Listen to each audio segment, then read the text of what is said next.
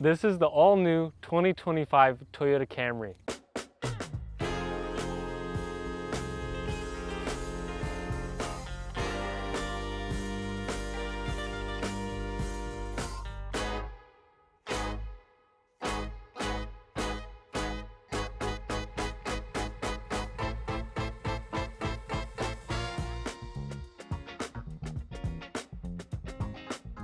More specifically, the XSE front-wheel drive hybrid. Now, mentioning that last part about it being a hybrid is a little bit redundant because every single 2025 plus Toyota Camry comes standard hybrid.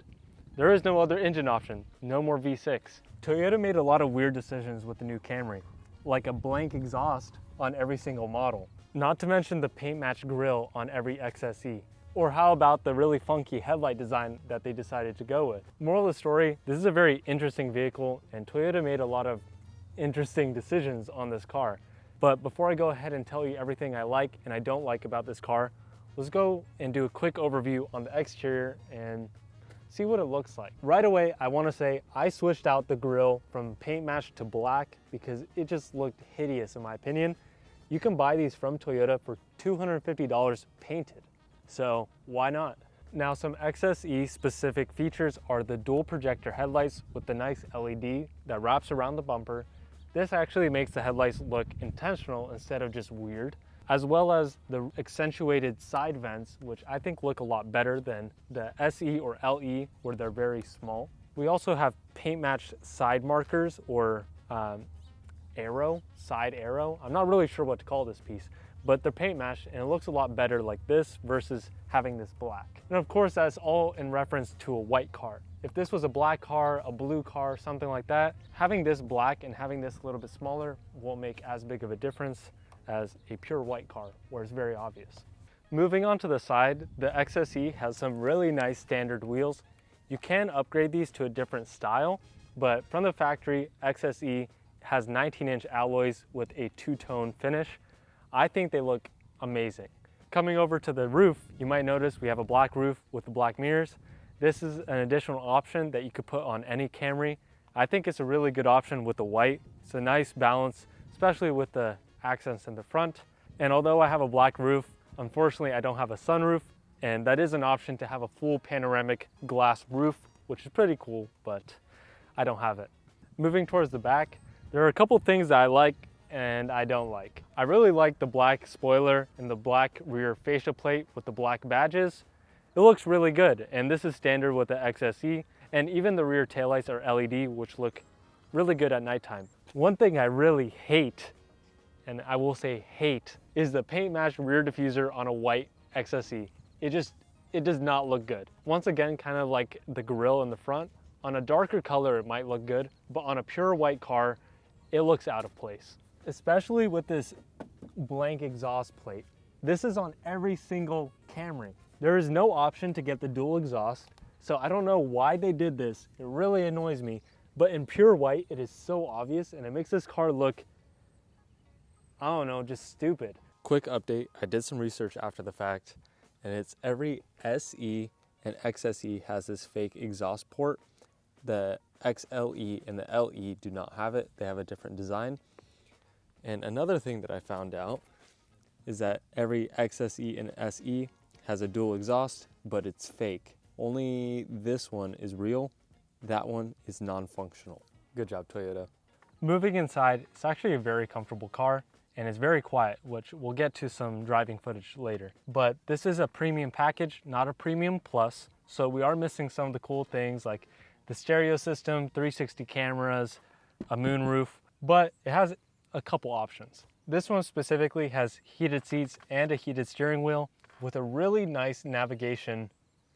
Oh wait, it doesn't have navigation. Oh yeah, I forgot Toyota did that.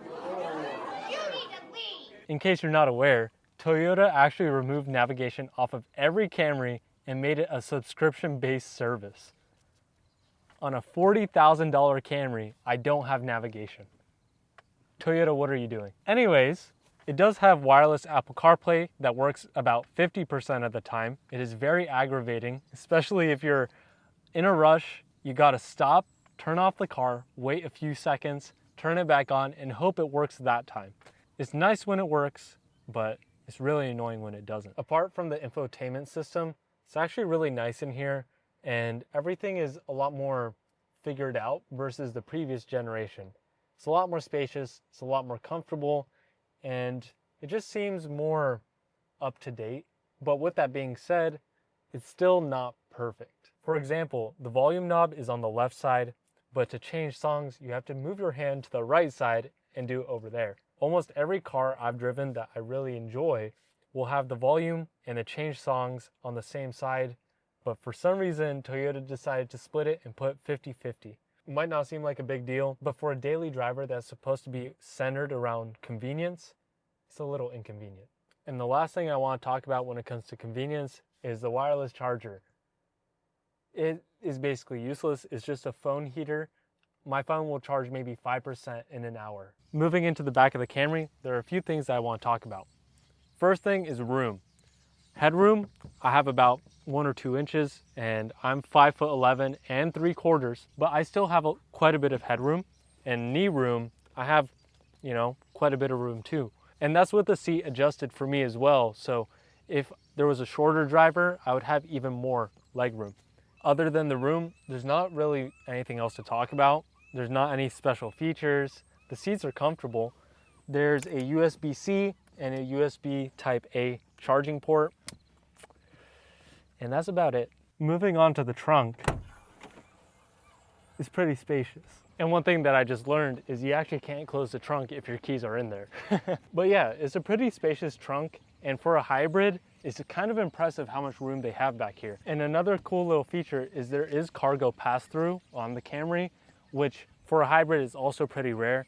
I had a 2013 Avalon hybrid that had the battery behind the seats, so you couldn't fold down the seats. That's really nice. Also, it does have a spare tire, not just a pump. Okay, enough talking about the car. Let's go for a ride. This thing is very smooth. It's very quiet, and it's very refined.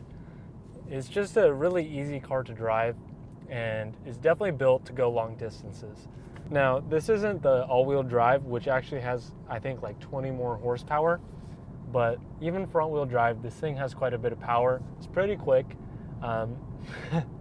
Of course, you're not gonna beat a BMW in a drag race, but you will get there relatively quickly and very efficiently. Let's do a quick 0 to 60.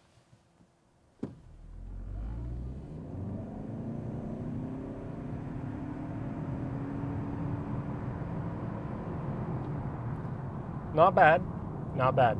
So quick conclusion to the review.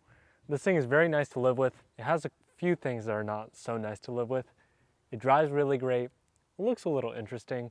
So all in all, I would rate this thing 7.5 out of 10, maybe 8 out of 10. Would I buy it for 40 grand? No. But would I buy it for 20, 30 grand? I think so.